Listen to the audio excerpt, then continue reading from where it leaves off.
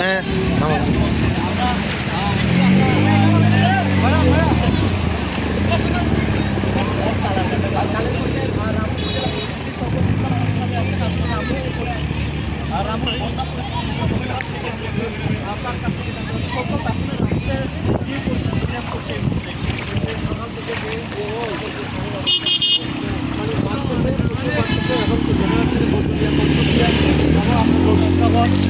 তারপরে আপনার রাজারপুর এখন দক্ষিণ মিনাচুরিতে যে প্রচুর পানি, শুধু পানি আর পানি, প্রায় লক্ষাধিক মানুষ পানির মধ্যে আছে।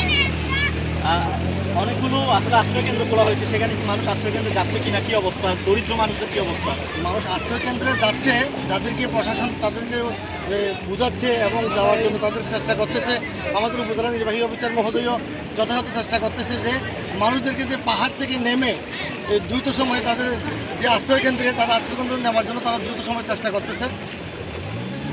আমরা রামপুর দক্ষিণ মিঠাছড়ি এলাকার চেঙ্গা এলাকায় অবস্থান করছি। এখানে নিশ্চয়ই আপনারা দেখেছেন যে কক্সবাজার টেকনাফ যে গুরুত্বপূর্ণ সড়কটি আছে, সেই সড়কটির উপরে বন্যার পানি উঠে গেছে, যার ফলে কিন্তু দুপারে যান চলাচল ব্যাহত হয়েছে এবং দুপারে যানজটের সৃষ্টি হয়েছে। এতে করে সাধারণ মানুষের পাশাপাশি পরিবহনে ব্যাপক